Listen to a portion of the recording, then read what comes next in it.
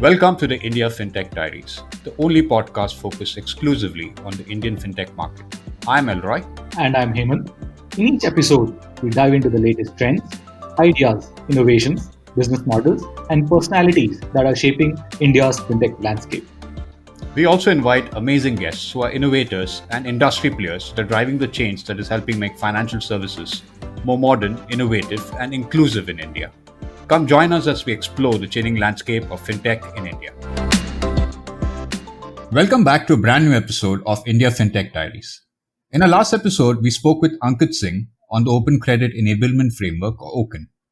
OCEN promises to transform lending in India, and if you would like to know more about this new framework, do listen to our previous episode. I'm your host, Elroy. And I'm Hemant. As we continue to look at the digital lending ecosystem in India, in today's episode, we look at platforms that help connect borrowers and lenders. To help us understand more about this space, I'm pleased to welcome Mayank Kachwaha, co-founder and COO of India Lends. Welcome to India FinTech Diaries, Mayank. Thank you for having me here, Hemant. Pleasure to be here. Thanks for joining us. Mayank, you have had quite the journey from developing risk and fraud models for lending to co-founding one of the most interesting platforms in the space. Can you walk us down the memory lane and talk about yourself a bit and also the genesis of India Lends? As per my background, I actually graduated out of IIT Madras. I'm a mechanical engineer and I was hired into Capital One, which is a pretty large bank based in the US. And so I got into banking because of that. And I think I spent about 6 years actually with Capital One across various functions, right? Like you mentioned, I started out with fraud strategy, then did some credit underwriting and then small business lending and looked at strategy overall for that. And then looked at credit risk management and a very sort of broad overview of the UK business of Capital One, which was quite interesting, by the way. We had about a £3 billion outstanding book, entirely subprime, right? Average credit limits on credit cards were about £200, which is very small, right? So, I mean, got a very close look at, deep subprime credit. From that, I think at that point, and this is, I spent 6 years, so 2014, I was looking to move back. And, my co-founder Gaurav had worked with me at Capital One in the UK and had already moved back. So he was sort of looking at starting in India, and he had a stint with a small P2P lending startup in India. And, we thought that there was a lot of opportunity in India. We did not have exact clarity on what we were going to do. The broad thing was that we wanted to use Capital One style analytics and data understanding to be able to help in lending in India, right? I think that's the broad view that we came in with. I actually moved back in around July in 2014. And around September, we sort of started coming up with a thesis of P2P lending in India, right? So our research started with P2P lending, spoke to a lot of people, right from the regulators to large banks to some people that we knew, that were starting up at that time in India in lending especially, and in fintech in general. I think general overall view that we got about India was that, India didn't seem to have a supply problem, or I mean, India anyways doesn't have a demand problem, right? When it comes to credit, there is a lot of demand for credit in this country. I think in the beginning, very early, we realized that, it wasn't even a supply problem, that, banks were sitting on a lot of liquidity willing to deploy. But the initial problem that we got attracted to was that the cost of origination for most banks for small ticket loans, which is where most of India wants to borrow, right? Most of India wants to borrow sub 1 lakh rupee loans, but most banks in India at that point were lending like 3-4 lakh average ticket size loans, because that's where the economics made sense for them. And so for us, the thesis was that how do I actually reduce the cost of origination and improve underwriting for these guys, right? And when I'm saying improve underwriting, not only from a technology cost perspective, but actually prediction perspective. How do I actually help financial institutions improve that? That, we can then try and enter the smaller ticket segment in India, which is where the vast majority lies. So I think that's how we sort of came upon the idea of us forming a platform that works with financial institutions on one side and obviously borrowers, consumers on the other side, and try and help the financial institutions manage, right from technology to underwriting, but bring down the cost of origination to a point and improve underwriting to a point that they're able to then start focusing on, those 50,000 ticket size loans, as opposed to, the 3 lakh typical that they were doing until then. That's very interesting, Mayank. I'd love to unpack some of what you just mentioned about India Lends and your thesis for our listeners. Maybe you could tell us a little more about the platform itself And how does someone use India Lends to, say, for example, to find a lender? On the borrower side, right? And I think we are entirely consumer lending focused. And when I'm saying consumer, our focus is entirely personal loans, and an individual who's even self-employed can borrow on our platform, but we don't focus on businesses as such, right? So for most of these guys, what we do as a strategy, and we were the first ones to actually do this in India, is offer free credit reports, right? This is something that we had seen, in the US, and we'd seen that, the free credit report play actually works out really well on the consumer side. So our thesis has been that we offer free credit reports and analysis on that to customers on the one side. Now, on the back of that, right, and we have close to about 6-7 million customers right now that actually take the service from us every month, right? So we refresh their credit reports every month. On the one side, these are those customers, and the other side, what we do is we go to lenders and we try and build pre-approved programs. And when I'm talking about pre-approved programs, given that I already have access to bureau information, can I actually run credit policies for different lenders and actually offer loans or pre-approved, pre-qualified loans to some of these customers in a very seamless manner, right? And the idea behind the seamless is that we own the entire transaction, and so we actually make sure that the customer is able to complete the entire transaction. We're able to, even if fulfillment is involved, we're able to do it. From a lender perspective, we actually own that part of the entire disbursement cycle, right? Typically, what happens is a lender comes in, we code a pre-approved policy for them on our side, and then we start offering that product to our customer base, the existing customer base that is getting refreshed on credit reports. And reach out to those customers, whoever's interested. We actually make the transaction happen all seamlessly. In some cases, entirely digital, wherever possible, and where it's not possible, because of regulatory challenges, we even get involved in the physical leg of fulfillment, but we own that transaction. So both sides of the table, we actually try and play a part in making sure that we're converting the transaction and helping the borrower on the one side and the lender on the other side. That's pretty interesting, actually. And I think the other interesting part that I noticed from what you just explained, right, is how you're also offering value-added services to both banks and other lenders that you deal with. That actually goes way beyond just connecting them to an borrower. So I'm just curious, what's the kind of revenue model that a platform such as yours operates on? Is it typically some kind of a finder's fee for each loan that you manage to get to the borrower, or other elements of that? So it is, I think in the simplest form, you could call it finder's fee, but that finder's fee varies. So here's what we realized, and I will give you a little bit of context here.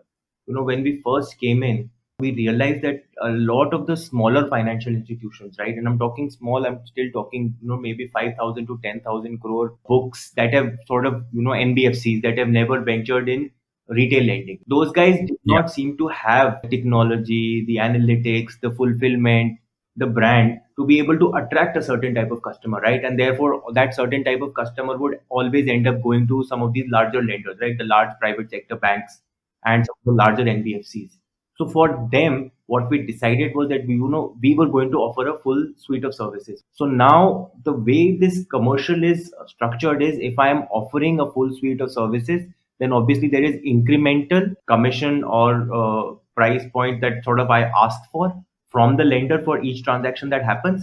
But if let's say I am just introducing a borrower to a lender and I don't do much else, the fee is much lesser, but it's still final fee. So in the we get paid when the loan gets originated, but it can go pretty high depending on how much we do for the lender in the entire cycle. It sounds like you built a very fabulous product there, Mayank. But I'm sure when you started off initially in the initial days, you must have faced a lot of pains while scaling the platform. And this is especially because in this kind of a platform, you're actually building a bridge where you're trying to match both demand and supply. Yeah. So it becomes kind of like a chicken and egg problem that do you have enough borrowers on your platform to attract lenders and vice versa? True. So what are some of the top 3 challenges that you faced in the early days? Very interesting question, right? So in the beginning, what we were surprised with was, and I think I mentioned earlier as well, there is no shortage of demand in this country. And to our surprise, without any marketing, we had just launched our website. We started receiving applications on the first day. We were quite shocked. What we realized was that, we were getting a lot of customers, but all those customers are not very high quality, right? Now, I think there is a clear chicken and egg here. What do I go after first? One of the biggest challenges that we faced early on, and we even considered, actually getting our own NBFC to solve for one, was, the supply side problem. Do I solve the supply side problem or do I solve the demand side problem?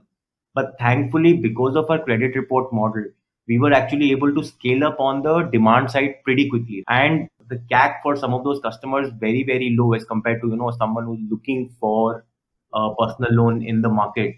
So because of that, we were actually able to scale up the demand side while continuing to work on the supply side, right? And I think that is the second layer of challenge, which is I think a credibility issue more than anything else, right? Because we've just come in and I think to convince lenders that we knew what we were talking about, and then we were able to do this end to end, and we were able to run some of this end to end.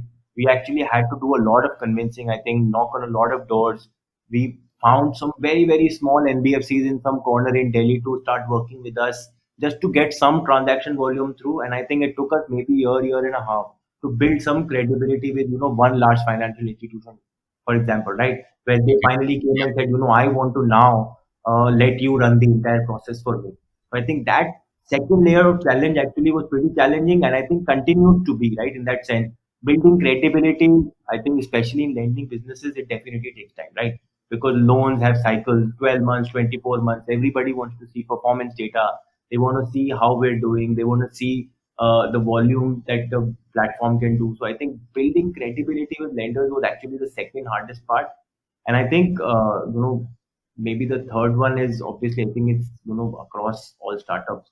But I think building a, pretty solid team, especially a team that sort of had experience on, data analytics or let's say financial services where Right. focus was heavy on data analytics was pretty tough in the beginning. I mean, luckily we found some ex Capital One folk who sort of agreed to join us and work with us. Those, I'd say, maybe top three. And I think the number two, this thing we continue to deal with, right? Every day we go and speak to new lenders and try and onboard them on the platform. Because from a demand perspective, we don't anticipate challenges. I think supply, especially given India's context and all the liquidity troubles that all of these financial institutions go through, at one point or another. I think we Right. continue to onboard some of those lenders and try to build credibility with more and more as we go along.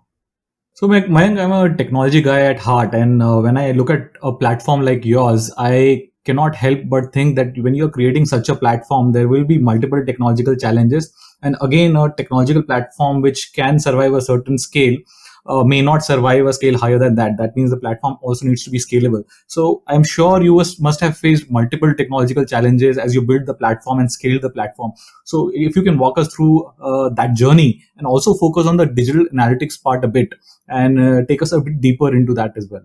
See, technology, I think, we continue to face challenges, right? And I think one of the good things we had early on was that we got, our CTO is someone who had seen scale before. So he was actually one of the early guys at Sulekha, right? And he had seen Sulekha scale up from almost nothing to, like doing a lot of revenue. And this is, early days of the internet, right? I think we got lucky in terms of, understanding scalability, and we got someone who understands scalability, but we continue to face problems, right?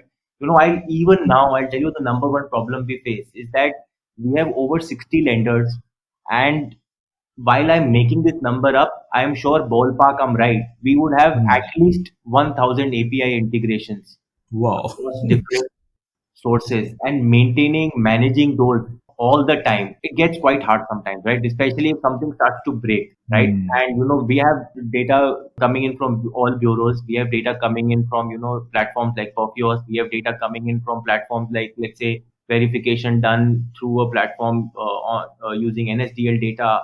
And just the range of data things would go in, let's say, hundreds. And then we have all of these lenders, right? And we have multiple partnership with lenders, and each lender has their own flavor of APIs.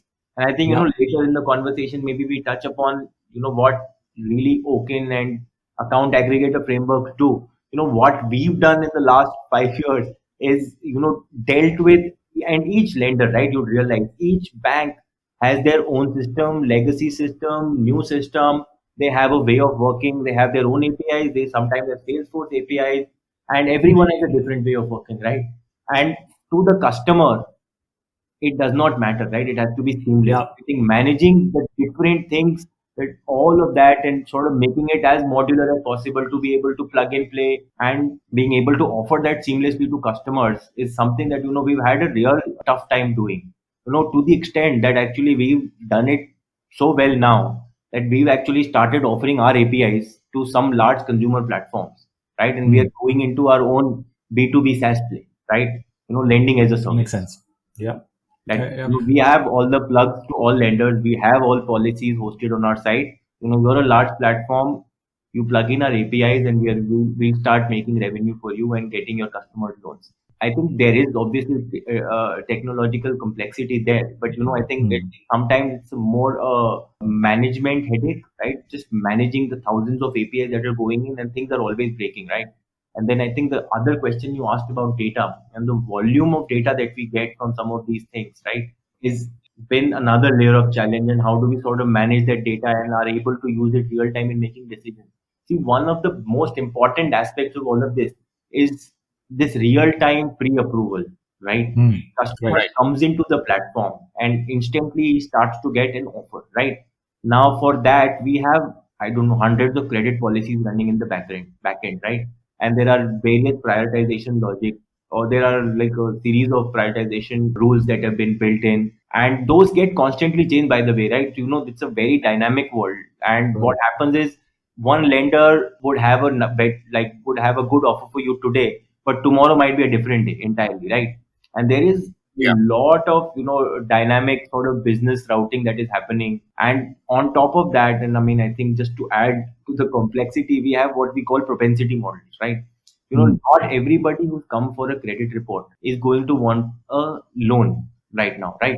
Right. Us being able to predict or figure out when the person is likely to take a credit product, right? Any form, and we do both credit cards and personal loans and even line of credit, is actually super important for us, right? Because that's when we reach out to them with the right offer, and that's when we see them converting, right? Otherwise, it becomes operational nightmare. So there is that level of complexity being handled, right? And I think just with the volume of data, I'd say, thank God for, and I'll be very honest with you, right? I think some of the cloud platforms provide some of the, simplest solutions to some of these scale problems, right? And I'm sure even being technology guys, you realize that, some of these cloud guys have actually really figured out the right way of solving for some of these, right? There are certain things that are dealt through architecture and the way we sort of deal with it, right? That's right. From, let's say, MVC to try and move to microservices and try and solve for these problems. And I think, thank God, like I say, right? Thank God for these cloud platforms just providing, simple services for us to be able to do this. Otherwise, it would be, an entire team in itself,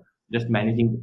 That's amazing. And Mayank, I think you started as a mechanical engineer, but I could really hear the support engineer's nightmare that you described and the pain that you would have gone through with your development team. It was just coming through to me as well. It would have been really, really tough managing that complexity.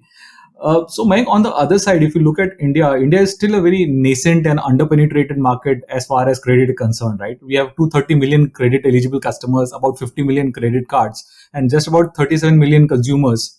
So how do you think a platform like yours can help us increase this retail credit base and increase the financial inclusion in the country like us? See, this, this financial inclusion, actually, three layers, right? And I'm like, I'll try and explain it in the, most simple sort of business way of thinking about it, right? Business or banks, lenders want to make money from each transaction they do.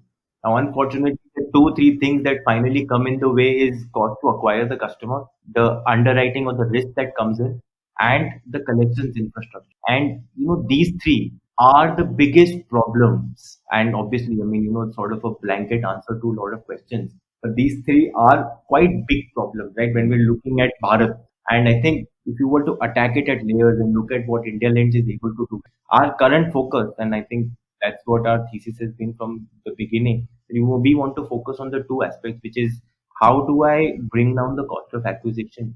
And I'll explain how we are able to do that, right? For lenders, by giving them solutions that are completely technology enabled, right? And therefore, not only are you able to go reach out to a customer, and this happens every day, right? We are doing loans even in Jammu and Kashmir and even in Northeast India and even in, places like Chennai, Bangalore and Rajasthan. And I'm talking about tier 3, tier 4 cities, right? And I'm not talking about a typical tier 1, tier 2 cities.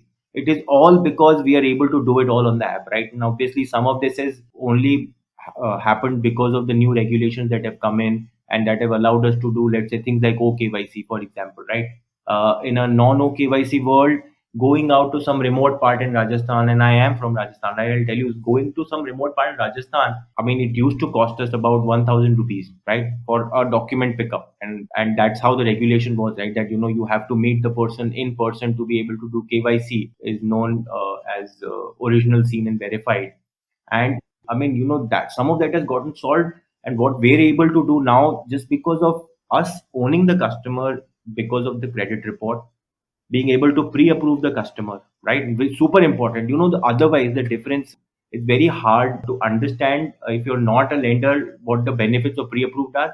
Because what happens otherwise is that today a large private sector bank would get 1 million applications in a month, right? Easy.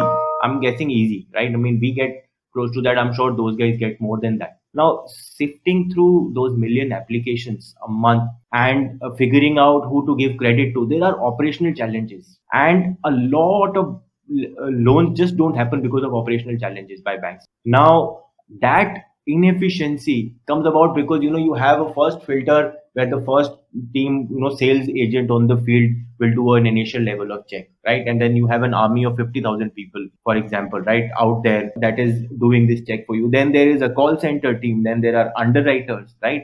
The cost of this entire operation becomes super high. Now you flip this around and you sort of have a platform that already has information and you're running policies. You come to a stage where you already know that I am going to approve this guy, right? And all I need is for him to give me certain information.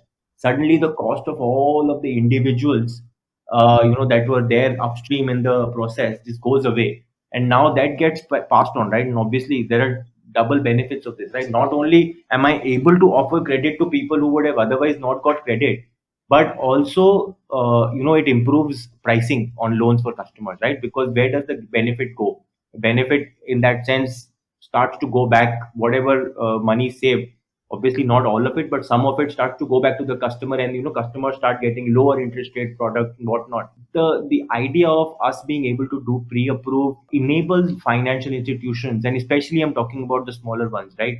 The ones that otherwise don't have the brand presence or the teams on the ground, don't have the technology. For them, the cost of origination through a platform like India Lends, because India Lends also, I think the other part is we operate at scale, right? So, the economies of scale of a large platform or a large bank would just come with an India Lends for some of these smaller financial institutions. So, one aspect is that, right? And then there's a second layer of it is obviously underwriting. The idea behind underwriting is obviously, how do I use data best to figure out really early, right upstream, or sort of early in the application process, that this is a person I am not willing to give a loan to for XYZ reasons. Now I'll give you very simple example, right? Bank statement, right? And I think again, account aggregator framework sort of helps in this in the future. But right now, what we have is, we are reading bank statements in a digital format and we're running algorithms on it, right?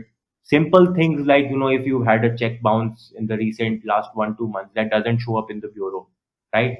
Solve for Right. a problem that you're able to, help, like underwrite the customer better. In a different world, what would have happened is, someone would have asked for a bank statement in physical format. An underwriter would have gone through that entire bank statement and try to reconcile, if that makes sense or not. The other problem with that is obviously fraud.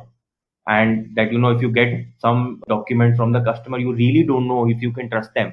But if you get data from source, right, then you are able to confidently say that, I can trust this data, and then therefore my decisions are going to be even more accurate, right? Much better than before. So I think broadly those are the two areas that, I think the focus is on. The other part of this, which is, I think, which possibly solves the entire financial inclusion equation in the country, is, I think, on the collection side. And UPI and payments and what Geo has done obviously helps, but collections continues to be a problem, right? Yeah. Cost of collections goes too high, you're again not unwilling to do that loan, right? And you can't continue to chase the person. And cash collection, I mean, India knows, right? And then, cash collection happens, it's just super expensive, but we still have to do it. Becomes super expensive, super messy, and therefore it's a big deterrent. So that part of the problem still needs to be solved. And I think there is a angle of customer discipline there, but also the infra and all of that for the customer to seamlessly pay back. And I think e-mandate, for example, is a great step in that direction. That you're able to register an e-mandate directly in the flow, and you're able to get the money and not sort of depend on the old NACH mandate way of working, which I think has its own sets of problems. So, man, the other thing is that this year has actually been pretty terrible thanks to COVID, right? It's probably put a dampener in the growth plans of the digital lending industry. Sitting at India Lens, you guys must have had a ringside seat to the economic effects of the pandemic. What kind of trends did you see in the data that you had, say, in the last 6 months as this entire thing unfolded? And where do you think we're headed? Are we headed for a revival soon? So again, I think, if you were to break the problem down into, origination and I think delinquencies and collection, right, two separate parts. I think origination have taken a big hit. Right from, in the beginning, it was lenders not being able to lend because of actual operational issues, not being able to meet the customer, lockdown, all sorts of things. To actually lenders losing confidence because of the moratorium and not willing to lend because they were just plain worried, and continue to be worried, by the way, because of the effects of economic downturn we are seeing and the moratorium. And actually, what we've seen post moratorium ending also is that risk has come in quite high. Although in between, people thought that risk wasn't going to come in so high, but I think the actual numbers are turning out to be bad. I think in general, the mood on origination remains muted, right? And I think there are two aspects to that. One is what I mentioned, right? That lenders are scared. The other aspect is, there is a certain section of demand, and I'm being very specific, right, in my example about personal loans, because we get a very good view of personal loans. Home loans and car loans is a different story entirely. But from personal loans perspective, right, the low risk demand used to come from a lot of consumers that had high ticket discretionary spend. Maybe the right word is not discretionary spend, but things like, let's say, travel expenses. I want to go for a holiday, or wedding related expenses, or home renovation expenses, or buying land expenses. That sort of spend used to bring in the low risk demand. Right now, that is completely gone away. Right, none of us are actually looking to do any of those things right now, and it's starting to come back. Right, starting. I mean, the green shoots still, but starting to come back. But if you sort of look back in the last 6 months, it had completely gone away. Now demand isn't there, and there is a lot of stress related demand. Those people are naturally not eligible for some of the loan products. So combination of that is that I think on the origination side, everything is still quite muted. It's coming back up, right? And I think our anticipation is that by March we would be quite close to, at least from a salaried individual perspective, I think we might be quite close to origination levels that we saw in Feb by March, right? Not December, Jan, but most likely March. Self-employed segment is affected big time, right? I think just the losses on that segment, payments not coming in, all sorts of restructuring happening. Self-employed segment might even take longer to come back, given the hit on the small businesses that we've seen because of COVID.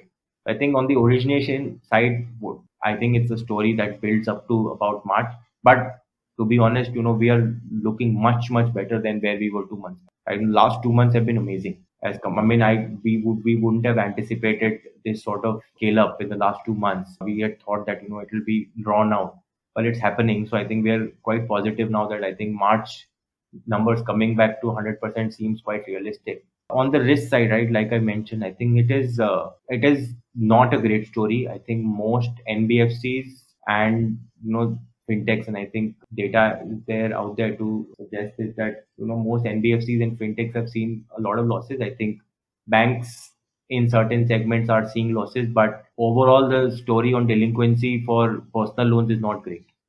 Is not great at all, right? And I think that will continue to unravel in the next 5-6 months. I mean, I don't know what happens with restructuring and the second order impact of that, but it seems like it is going to take a long time for delinquencies to get fixed on old loans.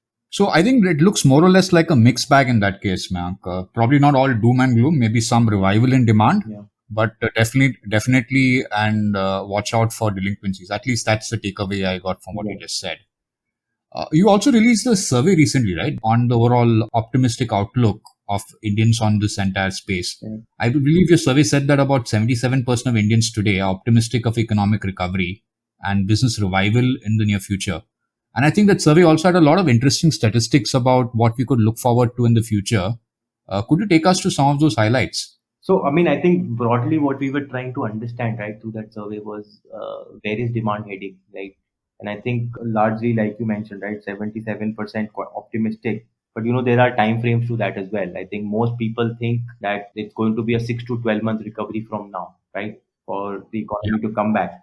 But for themselves, I think when the questions were sort of asked of them, that were quite specific in terms of are you going to make those sorts of purchases? Are you going to be let's say taking a loan out for education? A lot of them came back and said that yes, we are keen on taking a personal loan, especially for, let's say, things like we want to upskill ourselves.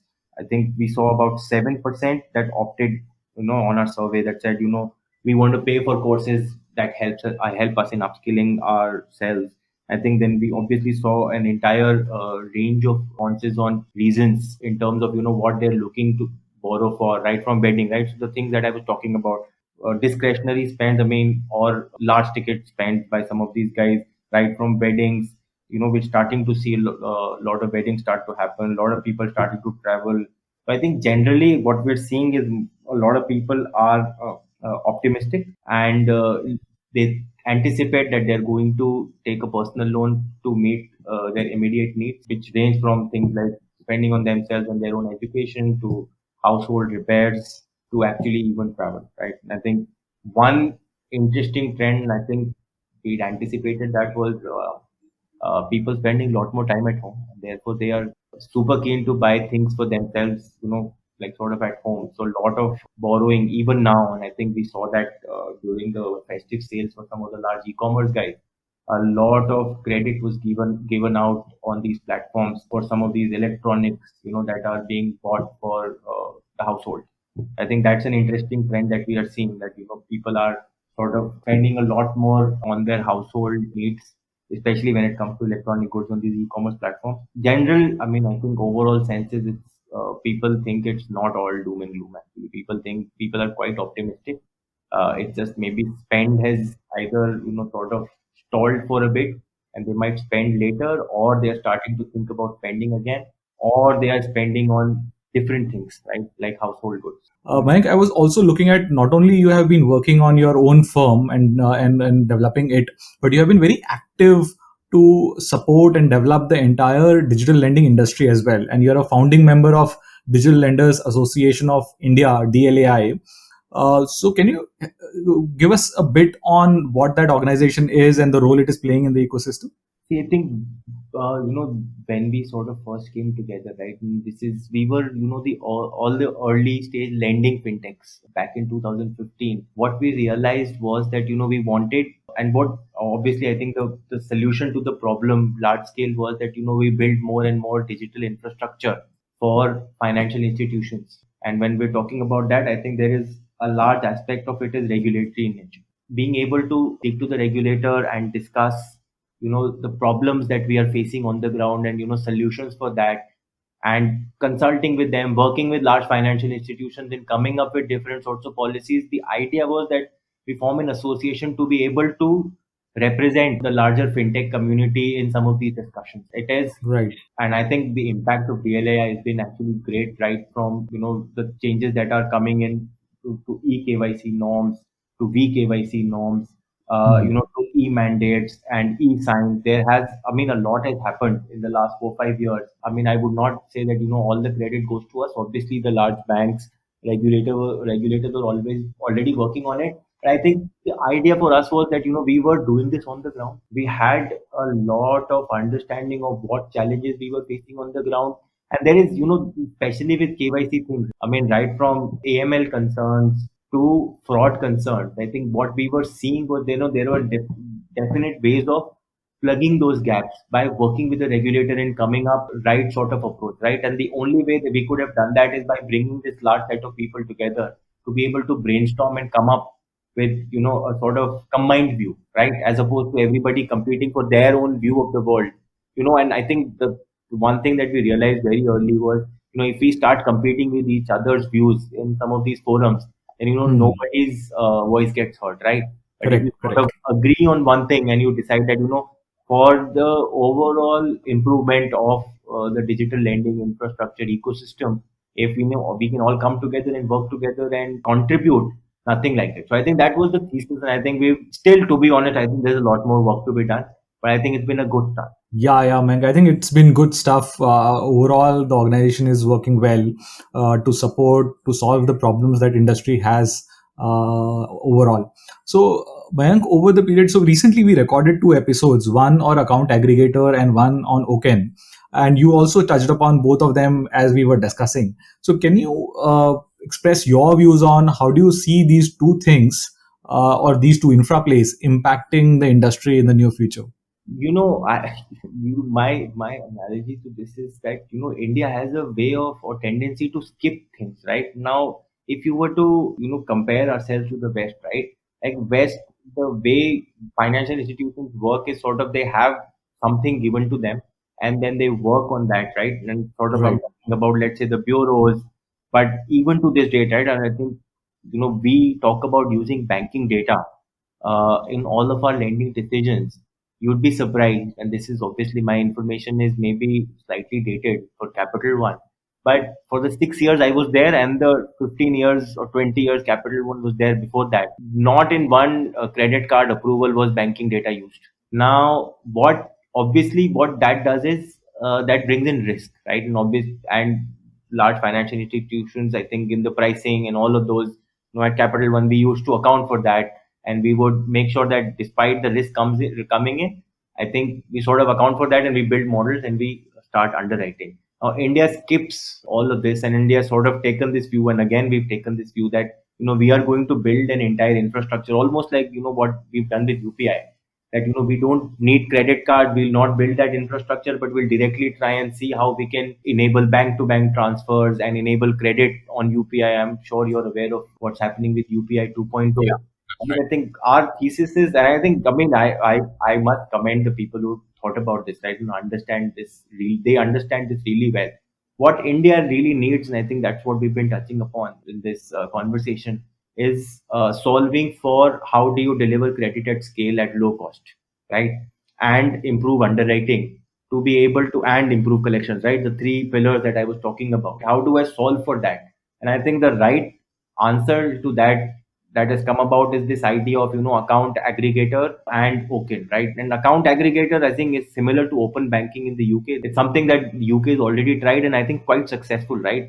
What that allows a customer to do is be able to, in a very seamless way, give consent to use their input data for a limited amount of time in a very seamless manner to a financial institution that is willing to underwrite and give credit to them. The process becomes quite seamless now. Because of the process becoming seamless, the advantage is what let's say a large bank already has of having a savings account base and doing analytics on that, suddenly starts to come to a smaller financial institution that is willing to lend to, let's say, the masses, right? So I think the idea that you're able to bring in all this data together in a very along with the consent architecture, and you're able to help in underwriting is one part of the equation. The other part of the equation that we spoke about earlier, right, was all these financial institutions want to lend, right? But their Correct. ability to, let's say, plug into an India Lens requires an India Lens to do a lot of work, right? Thousands of APMs for us Yeah. to be able to make that happen. Now, the idea behind Oken is that how do I make one sort of standardized way of working, right, where everybody Hmm. talks the same language, and then where I am at that point, what happens is, because Geo might have a customer in some remote part in Tamil Nadu, and then Geo will be able to offer using these APIs and this entire infra and the account aggregator framework. Then they are able to sort of plug into any lender at any point in time, all being managed through Oken, right? I still think that it will take a bit of time for all lenders to come on board with this, right? I think even their tech stacks and what they have, systems that are, I think mostly that were mostly built in the 90s. They will need a lot of work to sort of come onto these platforms. But when they do, I think finally the problem of solving for financial inclusion, which is getting credit to remote parts of India and being able to seamlessly collect money and not having this sort of large physical infrastructure that large banks need to have today to be able to do collections, to be able to do any sort of underwriting will go away. And I think that benefit again gets passed on to the customer, right? In Correct. more customers getting access to credit and also getting sort of cheaper prices. So I'd say it's early days for Oken. I think account aggregator might still, come in sooner, but still early days for Oken. But in its truest form, in the ideal state, I think it will definitely solve, the financial inclusion problem in India. I mean, until we find the next problem to solve. Excellent.